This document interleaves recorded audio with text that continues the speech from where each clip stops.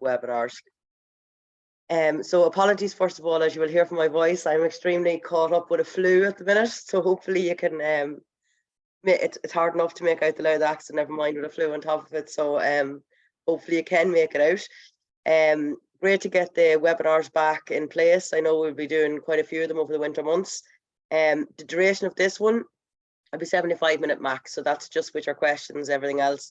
It's looking at preparing for your county AGMs, which are coming up. Any questions you have at any stage, type them in the Q&A. Raise your hand if you want to be brought in for a question, or type them in the chat. And if there's anything we can't answer tonight, we'll get the answers and bring them back to you via email tomorrow. So if there's anything we can't answer, we'll try and get an answer. We won't make it up for you as we go along. So tonight's webinar, as I said, is very much focusing on preparing for your county AGM. We're back to normality. Every other year we've had to say, because we're in the middle of COVID, we're in this. I'm not saying COVID's gone, but at least it's nice not to be completely solely focused on it, which we've had to do for the last few years. So the first thing for yourselves is to make sure you have a to-do list.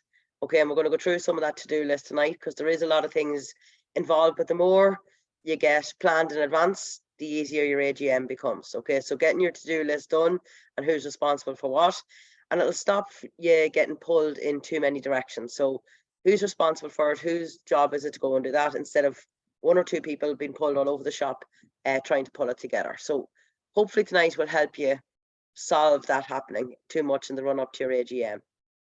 So rule-wise, it should be held on or before the 1st of January. So hence we're organising this now to give you a few hints and tips before your upcoming AGMs. I know a few of them are coming very rapidly in counties. So on or before the 1st of January. There is opportunities at the AGM, one, to reflect in the year. So a lot of people, when they think of AGM, they think nominations for positions and motions perhaps, but actually it's much more. It's to reflect on the year. What did we all do together? Not just the county executive, but as all our clubs in the county, everything as a county, what did we do together? So reflecting on the year. When you actually see that written down, it's scary. I know for my Congress report, it'd be a dread to try and pull it together. But when you actually see it all pulled together on paper, you're like, do you know what? The amount of work we got done together was unbelievable. So reflecting on it, bring in fresh faces. So is there new subcommittees? Is there different people you want to bring involved in boards, etc.? It's an opportunity to do it. Communicate your vision. I know quite a few counties, particularly, have worked with us on the volunteer support programme over the past few years, but they now have a 3-year plan. So no point in having that if nobody knows what the end goal is. So as an executive, what's your vision? How do you make sure people know what that is, that they can come with you? So working together on that, and set a foundation to plan ahead. So if you don't have a foundation, you can't build anything on it. Okay, so otherwise you keep doing the day-to-day and the day-to-day and the day-to-day because you have no solid foundation there. So what is it? Where are we starting from as a county, and how are we going to plan ahead in it? For your AGM then, some of the nuts and bolts of it. Clubs should receive at least 4 weeks notice in writing of the date and venue of county convention, along together with nomination and motion papers. So these are just taken directly out of the official guide. So some of the things for you to be aware of. These papers must be returned to the county secretary at least 3 weeks prior to county convention. And the club secretary should receive a copy of the agenda, list of nominees and motions, along with proposing clubs at least 1 week prior to county convention. So they're the guidelines in relation to the official guide that you need to have for your AGM. So you can see that having the plan and checklist, how important it is, what's those dates, what's those deadlines you need to get things out by. And it means everybody comes prepared, rather than people all over the shop and the meeting nearly taking longer discussing around items rather than actually knowing what the items were. For officer nominations, if an officer is stepping down, ensure this is communicated to clubs in advance. The clubs are not nominating the same person who's already decided to step down. So Lynn Savage is definitely not going forward. The secretary has been the secretary. If the clubs don't know that, the easiest thing for them to do is obviously we'll just stick Lynn down again. So make sure they know the person has committed that they're not putting themselves forward. It should be clearly indicated who would like to go for re-election and who is stepping down, so that vacancies can be addressed prior to the night and allow people an opportunity to find out more about the role before getting voted in. So if there is particular positions that maybe are slower to get people, that you can, clubs and members executive, etc., can go and try and headhunt a few people that might fill those vacancies and give them an understanding of what the role is prior to the night. So knowledge of that, and if you are a county officer and you know you're not going forward, saying that now good and early is important versus to on the night and everybody going, oh Jesus, now what are we going to do? We have a massive void. Making that decision and letting people know. For your AGM then, the reports that's on the night, the chairperson's address. So what were the highs, what were the lows, what were the challenges, maybe some opportunities to come up during the year. So pretty much summarising how the year went. For the secretary's report, it's more factual, it's more the historical account of the year, the number of fixtures played, any new competitions, things that happened that are specific, more factual in the county. And then there might be a separate results section that has the results of all the competitions for the year. And remember, these really are the history of your county for the year. So I know there's massive call outs at the minute. We're coming up to 50 years as an association, and there's massive call outs from Haley around the history. How amazing would it be to have that for all the years, for all the counties, everything else, of knowing the historical account? And that's why they're really important to have that level of detail in them. The treasurer's report, so having your financial report, and I know Barbara has been working with treasurers on getting different formats in play, and we'll be doing a lot more work through webinars upcoming with the treasurers over the coming season. And then other reports, things like the development officer, which has now become the chairperson of the development committee, children's officer, code officer, or any other relevant reports you feel should be there. So how can you make sure all your clubs know, look at the body of work that has been done for the year, but we've all been part of it. This is what everyone's been involved in. The AGM then shall elect, as per rule, a chairperson, vice chairperson, secretary, assistant secretary, registrar, treasurer, assistant treasurer, PRO, culture and language officer, the chairperson of the county development committee, so that was one that was obviously changed at Congress this year, the delegates to provincial and central council. So each county must appoint a children's officer, so it's not one that's elected, who should be a member of the executive committee. And the existing officers hold office until the end of the AGM. They're reporting back on all the workings of the year. They hold office until the end of the AGM.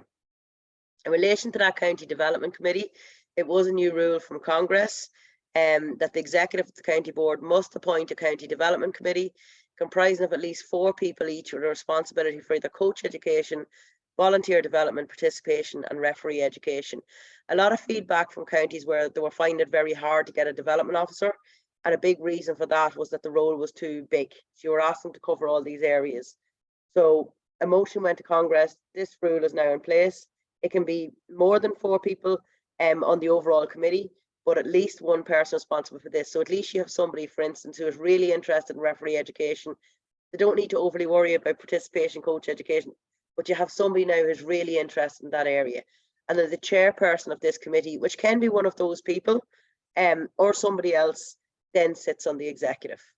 So those rules were new that came in from Congress. And there is a poster that has been sent around to all the counties, just where more information is required and what does these particular strands look like.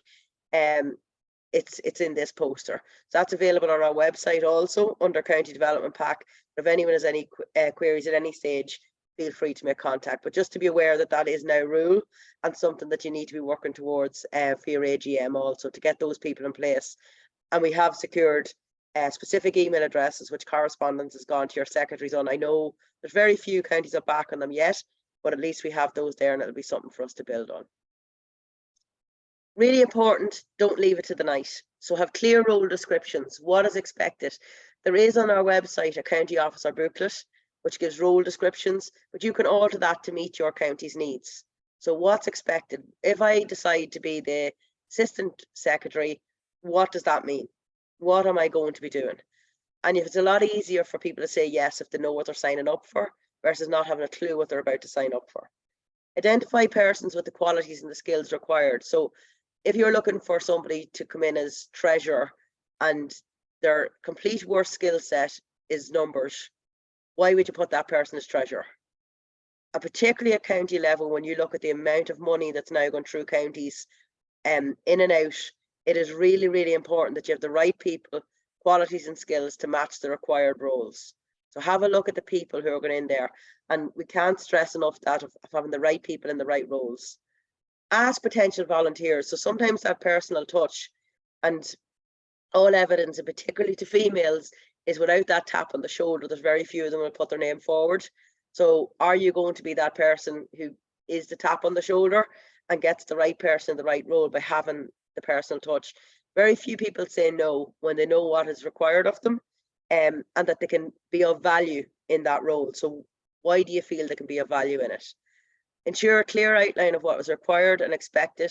For instance, the number of meetings, when they take place, what reports they'll have to do, what their role will be, and then establish subcommittees where required. So what's the aspects in your county that need subcommittees? And for the counties who've done the volunteer support and have plans, those subcommittees were very evident of what was needed in their county, and they've worked very hard in getting those people in place. And for some people, they're a lot more willing to get involved in a subcommittee versus an overall executive role, when they know what the task of the subcommittee is. So don't leave it until the night. Ease their fears. Let them know there is support. So for instance, mentoring, if I decide to be the assistant secretary, is the secretary going to give me mentoring role, or is the previous assistant secretary? There can be an overlap period to ease this person in, and that's really important, that they feel they're not left on their own straight away. So outlining that, you will have somebody there to give you the support to guide you in your role. Will they have access to previous correspondence and emails? The designated email addresses, that was a core principle of those, was I might be the secretary of a county this year.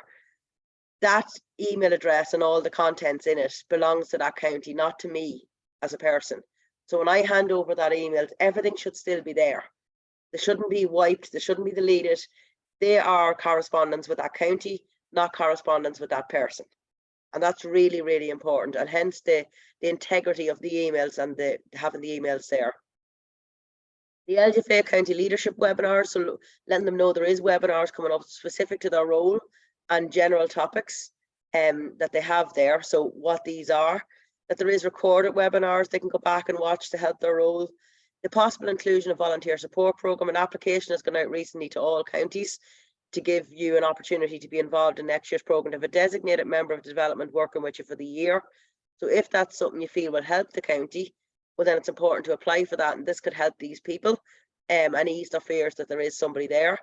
We are looking at the possibility of an LGFA County Leadership Conference in the new year, bringing a lot of the feedback that you as county officers have brought forward, bringing it into one day to make it very applicable for yourselves as county officers. We'll have new administrator pathway coming in the new year, and there's pathways there for players, for coaches, for all aspects, for referees, but not for administrators. So to make sure it's there and there's a clear pathway of support in line with this, and then at all times the advice and guidance they can get from LGFA staff. So it's for them to know that if they do say yes to a role, it's not just, well, here you are and we'll talk to you this time next year at the AGM. What is the support that you can build up around them that alleviates their fears to actually say yes to a position? The benefits of having all the roles filled, there's a better structure, there's good officers in place, there's more teamwork, so there's more of you to work together. There's the sharing of ideas, so more people around the table means more ideas. It spreads the workload, so instead of one or two people having to do everything, it's spreading the workload for what's there. There's better efficiency, getting stuff done quicker, because it's not the one person having to do everything, and then when that job's done, we move on to the next one. More involvement from members, because with more people means more club involvement, it's more people from clubs, outside of clubs, etc. So getting more people involved. There's definitely more productivity, because again, it's not having to wait till I finish this and I go on to the next one. Better organisation, and the key thing, the opportunity to plan ahead. The amount of counties that I've worked with, it's like, listen, we're really struggling to get the day-to-day done, never mind what you're talking about 3 years ahead of us. But really, if you're constantly stuck in the wheel of the day-to-day, you're not going to get out of that day-to-day. So you need to have the opportunity. Where do you want to be as a county in 3 years' time? How are we going to get there? Okay, to get there, you're going to need all of the above. More people, having all the roles filled, better organisation, and more input from people. So it does help you then to plan ahead and make things a little bit easier, instead of getting caught on that wheel spinning on you from day to day. Or I know you asked there just about, is it being recorded? Yeah, it is, and it'll go up on our YouTube channel afterwards. Yes, stressing this, it is important to have full executive, but it's equally important to ensure that each officer knows their role and are active in their role. How many times have we sat in meetings like this, both in person and online, and said, if you have somebody who's not active in the role, you may as well have the position empty. You are better leaving a position empty at an AGM and having to come back to it with the right person than just putting a name in there for the sake of it, because somebody is going to have to take up the slack of that person if they're not going to be active in the role. So make sure, yeah, we want a full executive, but we want people who have knowledge of what they're going to do and they're active in the role. That's what you're trying to achieve from your AGM. As I said, if it means putting off a certain position till another meeting, so be it, but getting the right people is the key to pulling the jigsaw pieces together. So for planning your AGM, choose an appropriate venue, and adhering to, don't need to be as formal with our guidelines anymore, but getting your appropriate venue, setting out an agenda with clear objectives. So what's the agenda, sticking to it. Like we stress with regular meetings as well, would advise not to have anything to do with AOB or anything on it. Anyone who has something to submit in advance should be submitted in advance. Send out required documents in advance of meeting to ensure that all attendees have the correct documents. This should include the agenda and list of objectives for the AGM. Establish responsibilities for attendees. So who's going to book the meeting, who's going to set it up, who will chair the meeting, who will be presenting, so that people know on the night. There's no point in a member of your executive turning up 10 minutes before the meeting and then you sit and giving out to them that they weren't there when they actually didn't know they had anything to do in the first place. So you plan it together and who's going to be responsible for each aspect. Advise clubs of what delegates are allowed to attend and request names in advance. So all registrations can be checked before the night for voting rights. You have to check that they're eligible to vote, and therefore you can request the names in advance. Ensure that details of where and when the AGM gets well shared in advance, and a reminder should be sent then to all attendees 2 to 3 days before the AGM, and get to the venue early to ensure everything is set up and ready to go on time. So it just keeps it more efficient for you on the night. So a few little points on these ones to expand them a little. Firstly, in relation to notice, set a date and time that will allow sufficient time to organise your AGM. So you've seen from the rules when you need to do them in advance. So taking that into account, when's the earliest then? If this is the earliest I can get correspondence out, when's the earliest I can have my AGMs, etc. Provide sufficient advance notice of the meeting with full details. Ask clubs to indicate who will be attending as their representatives. So this allows you to check the registration, but also it means you can send details directly to them in case it doesn't get passed on. If there was any changes, at least you know that the proper people have the proper information. For technology, reports may be presented. You don't have to, but for a lot of people, they might put up a few slides. And if so, ensure you have your laptop and projector plus screen. Sometimes having something visual lands with people, and remembering when you look at all the people out in front of you at an AGM, some people will take things in by reading it. Some will be visual. So how can you have maybe a little bit of both? That means everybody takes something in to take back to their clubs. Ensure time allocated to presenters also. If you have people presenting, that you say, okay, listen, you have 10 minutes to present this, that you're not sitting there half an hour later and they are still presenting, so that there is time allocations to each presenter if they are presenting the reports. For support then, ensure you've assigned somebody to assist delegates at the AGM.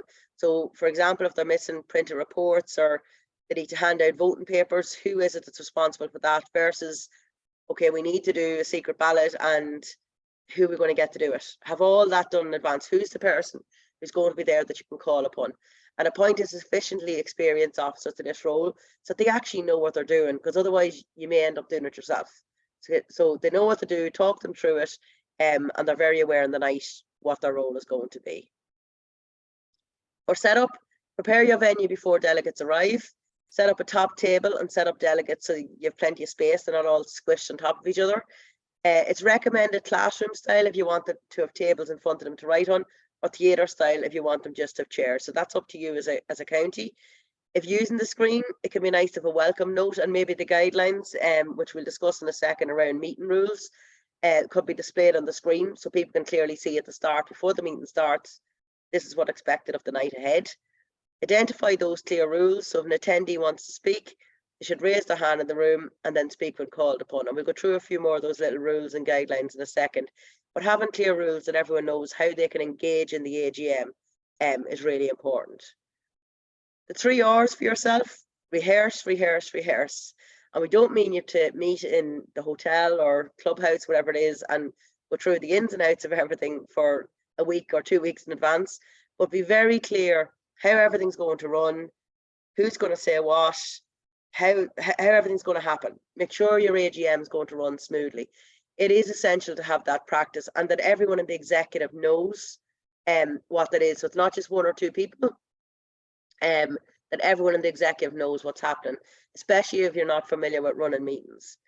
If there's going to be a vote, ensure you've practiced how this is going to work, and that you can easily work out if a vote has been passed, that you're not sitting there at the end of the night and maybe there's doubts over whether the vote was correct. Nobody knows how it was going to happen, and make sure you know your voting strength. Okay, so what's the voting strength in the room? Maybe a club has 4 people there, but they don't have 4 votes. Okay, so making sure that you know what the voting strength should be before you actually take those votes. So just know your voting process, particularly around if it's a secret ballot, that you have somebody aligned who's going to actually do that. Set out your meeting guidelines then for your smooth running. So who can speak when and for how long. So having those actual little document, and I'll show you an example of that, of who can speak when and for how long, because you've somebody then who's not coming in for taking over the meeting on you.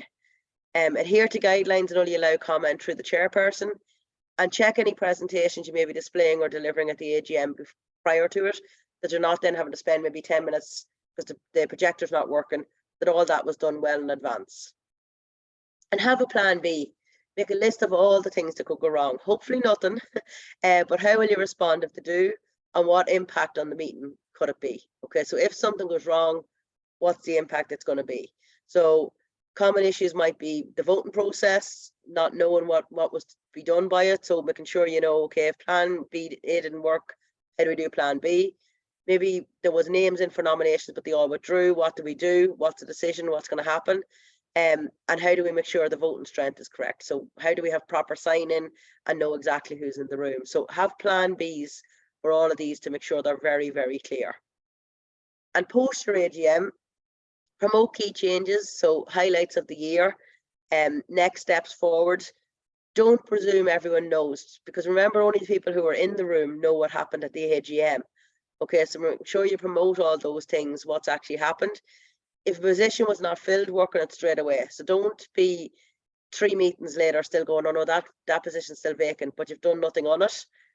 You are better with a vacant position than someone there in name only. Can't stress that enough, but also get working on it straight away to try and get the right person in there. Look for the strengths, what's the qualities, look in the guidebook in relation to that position, what's the type of person we were looking for, and is there somebody you can headhunt, give that tap on the shoulder, and maybe they'd only be delighted, might fill them with confidence that somebody actually thought of them.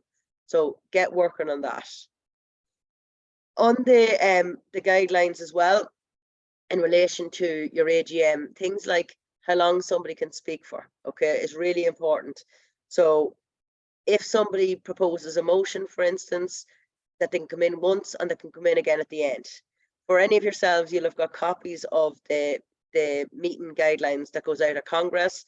Having a shortened version of them for yourself at a county board meeting, that it means the same person maybe not coming in 10 times, or different people coming in but with the exact same topic. So keeping your meeting really efficient, knowing who's going to speak on different aspects, who's going to speak on different motions in advance, means you're not looking at a club and maybe 3 hands going up to want to speak on it. So just giving real clarity in all of that and have your clear meeting guidelines can really, really make the night go efficient. So they're just, I suppose, a very brief run through of your AGM, both in relation to the rules, things you can do in advance. We do try and keep these kind of short so that allows you to ask some questions if you have them. But just one question maybe for you, if you want to type in the chat, maybe looking at that, or things you've been thinking about and planning for your AGM, what's one thing that will be a priority for you for your upcoming AGM? So if you just type in the chat there, and then we'll get that. And then if anyone's any questions, I'm going to get them to throw them in the Q&A or chat now in a second as well. The person taking care of the secret ballot have to be a member of the executive. No, it's somebody that you've assigned to it. But if you're unsure of any questions prior to when you go through what could possibly go right or wrong, don't be afraid to drop an email through to info@LGFA, and they'll come back on any of those little questions for you, just so that you're clear for the night and that you have everything there. Okay, so one thing that will be a priority for you for your AGM, feel free to throw it in there. And at the same time, as I said, if anyone has any questions, feel free to throw them in the Q&A. Tonight was very much just about getting us back into the webinars, hopefully giving you a little bit of guidance in relation to your AGM, both pre, during and post. And we're aware there's plenty of AGMs. I think it will be good to see them back in person, particularly an AGM is a really key meeting of the year, that things are discussed properly, orders done, and everyone knows exactly what's happening. So it is important that these get up and running. So I'm going to give it a minute or so there in case anyone's any questions, and if not, you'll be glad to know you'll be back for the soaps. If there's any questions, feel free to. Priority is not to have repetition in chair and secretary reports. Yeah, so that's a key thing, that you kind of what everyone's area is, what should be in the chairperson's report, what should be in the secretaries, and the limited time for speakers is key. If you can, as I said, those sample ones there are there from Congress, for example, but it just means everyone going in and sending them out to clubs in advance that they know what they're coming to, can be key too, that they actually know this is what's going to be expected and allowed at AGM. So they're certainly key to have for your AGMs.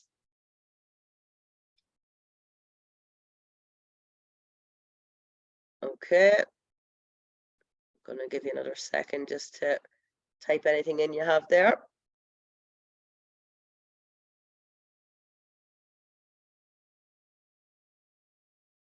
Okay, the chairperson of the fixtures committee appointed or nominated an AGM. Fixtures committee is a subcommittee. Okay, so just to be aware that's a subcommittee, so the chairperson gets appointed within. But again, any of those nitty-gritty ones, don't be afraid to send us through an email. But the fixtures committee is a subcommittee, the same as all other subcommittees. So in the official guide, you'll see a section there in relation to subcommittees, that'll give full details in relation to that one. A busy role. How do you get better interaction with clubs at the meeting? I think number one, having those clear guidelines is really important, because from being at some meetings myself as well, I know there's certain maybe clubs or certain people can take over a meeting, which at times then means others are just like, you know what, just let them off. So by having that shorter speaking time, you find people will engage more. Plus, they know the meeting's going to be more efficient. In relation to the reports, as I said, maybe trying something a little bit different instead of just reading out a load of stuff. Maybe it's just 2 or 3 slides with the key aspects on it. They have the report to go and read, or they have it in advance that they may have questions. So instead of going through it word for word, actually just putting up the key points, a few little images, gets better interaction. Go, geez, yeah, I remember that day, or I see myself in that. So I think it's to try something a little bit different. I know some counties have brought in a guest speaker to do something a little bit short and different for the clubs, but I think if you can get the action of what happened in the county out there in a different way, you get more interaction. But there's nothing worse when you're sitting there and it's the same people speaking all the time on the same topics that are being rehashed over and over again. So therefore your meeting guidelines are the key thing to get better interaction with the clubs at the meeting, and it is their time to have a say, so it's important that they use it.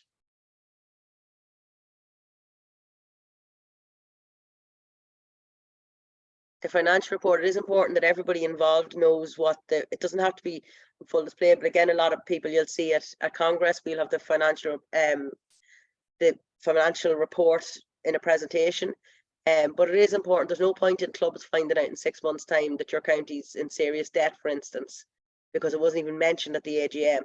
So it is important to be aware of, and even around, there can be comments thrown out about there's not enough money spent on a county team, for instance, but actually when they see the figure that it is, it's a huge investment, or on a particular competition or coach education or whatever. So no harm those key things to make sure they're very clearly elevated out. So that's really important. A main one there for another person, our main one is changing the age groups back to 12, 14, 16, 18s. So I know from an LGFA perspective, at a national guideline, they hadn't reverted. I know in the GEA they did, but it was up to each county to, each county can look at their own age groups. I know quite a few counties are actually running the between ages as well as the other ones. So it's just important, whatever suits your counties, and the membership in your county is really important. But as you know, we never moved from the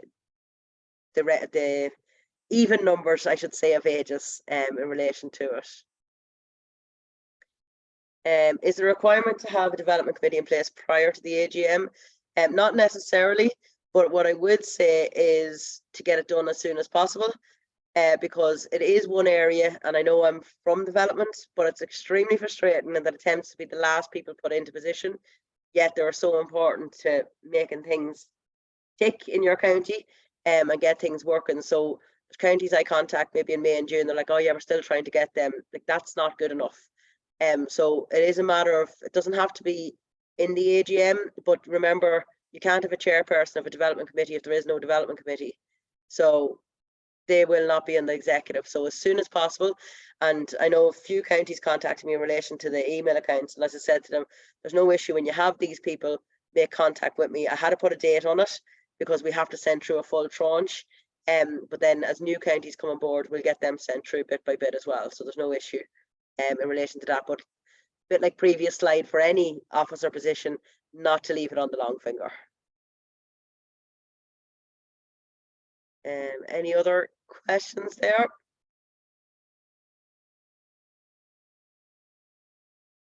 No, all good. Okay, well, I'll hang on for a minute. If there's any other questions, feel free to pop them in. But thanks a million, everyone, for joining on tonight. I said apologies for the choked up voice from a flu hit house. But hopefully you got something from it to try and help out with your AGMs. As always, if there's anything we can do, please feel free to drop us an email, pick up the phone, and we'll try and help you in any manner we can. So best of luck with all your AGMs. Hopefully there's plenty of familiar faces on here tonight, and I hope to still see you in those positions next year. But thanks a million for all you've done for this year as well. We don't get the opportunity always to say it, but it is much appreciated. So thanks everyone, and feel free to make contact at any stage.